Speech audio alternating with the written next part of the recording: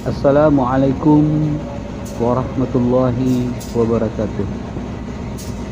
Alhamdulillahi rabbil alamin. Assalatu wassalamu ala asrafil anbiya'i wal mursalin wa ala alihi wa sahbihi ajma'in.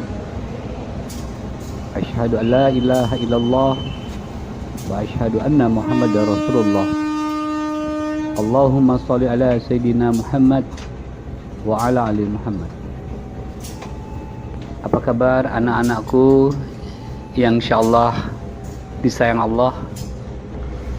Abi berharap kalian senantiasa dalam keadaan sehat walafiat, dan tentunya sudah melaksanakan perintah Allah, yaitu sudah sholat ya nak ya. Kali ini kita akan memberikan kultum tentang kewajiban kita sebagai seorang Islam terhadap Al-Quran. Kalian kan sudah tahu bahwasannya Allah menurunkan beberapa kitab yang terkenal, yaitu kitab Zabur kepada Nabi Daud, kitab Taurat kepada Nabi Musa, kitab Injil kepada Nabi Isa, dan kitab Al-Quran kepada Nabi Muhammad. Masing-masing Rasul Nabi tersebut mempunyai tugas, dan tugas yang dilaksanakannya adalah menyampaikan risalah Allah Subhanahu wa Ta'ala. Anak-anakku sekalian yang Abi sayangin, kitab suci Al-Quran yang berasal dari Allah kepada Nabi Muhammad, yang disampaikannya melalui perantaraan malaikat Jibril secara berangsur-angsur. Pertama sekali di mana? Di Gua Hiro. Di Gua Hiro di malam tanggal 17 Ramadan itulah Nabi Muhammad pertama kali menerima wahyu dari Allah, surat Al-Alaq ayat 1 sampai dengan ayat kelima. Ringkas cerita, sampailah Al-Quran sebagaimana yang kita pegang seperti saat ini. Anak-anakku sekalian, sebagai seorang muslim ada 4 kewajiban terhadap Al-Quran itu. Yang pertama, membacanya. Tentu tidak semua orang ya langsung bisa membaca Al-Quran. Dia harus belajar dulu. Siapapun, kita pasti akan belajar dulu, karena Al-Quran berbahasa Arab dan tulisan Arab. Kalau zaman Abi kecil dulu, Abi menggunakan yang namanya turutan atau juz amah. Mungkin orang tua kalian ada juga yang menggunakan seperti itu.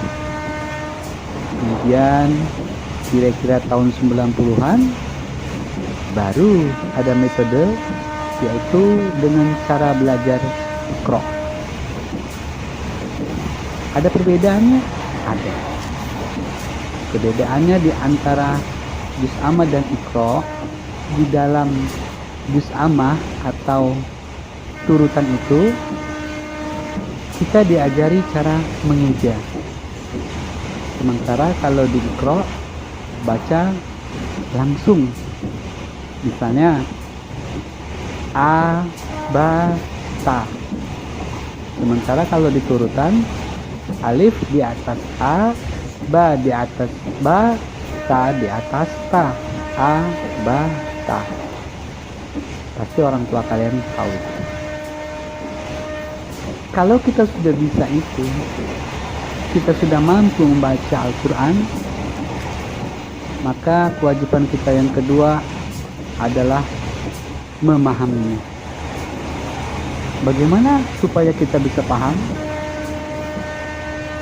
Misalnya kita beli Al-Quran yang ada terjemahan, kita baca, kita renung, dan kita bertanya kepada guru kita apa maksud dari terjemahan yang kita baca tersebut. Insya Allah kita paham setelah jadi pemahaman oleh guru kita, baik itu di TPA kalian ataupun guru-guru kalian yang berada di sekolah. Sudah membaca, memahami, sekarang yang ketiga yaitu mengamalkannya. Mengamalkannya artinya apa? Apa yang diperintahkan di dalam Al-Quran semaksimal mungkin berusaha untuk kita lakukan. Apa yang dilarang di dalam Al-Quran maka kita harus hindari, jangan kita lakukan. Contoh misalnya di dalam Al-Quran Allah menyuruh kita berbuat baik, bersedekah atau bersedekah. Bersedekah dapat dilakukan dengan memberikan uang, memberikan barang-barang yang berguna untuk orang lain, kemudian menginfakkan, ataupun ada teman kita yang tidak memiliki alat sekolah, sementara kita punya 2, kita bagi teman kita, ya. Pulang dari sekolah bertemu pengemis, kita beri dia uang. Dan semudah-mudah sedekah adalah, kata baginda Nabi Muhammad, adalah tersenyum. Senyum itu adalah sedekah. Jadi nggak payah kan untuk berbuat baik. Coba kita lakukan. Kemudian Allah perintahkan misalnya kita untuk berbakti kepada kedua orang tua kita. Nah, bagi kalian yang masih ada kedua orang tua kalian, pergunakanlah untuk benar-benar berbakti kepada kedua orang tua kalian. Mau berangkat sekolah, ciumlah tangan kedua orang tua kalian, pamit, ucapkan salam, berangkat sekolah berdoa, dan pulang sekolah masuk rumah pun mengucapkan salam, dan berjumpa dengan orang tua, cium tangan kedua orang tua kalian. Orang tua kalian memberikan nasihat yang baik, dengarkan, jangan dibantah. Karena tidak ada orang tua yang tidak sayang sama anak-anaknya. Orang tua kalian juga sangat sayang sama kalian.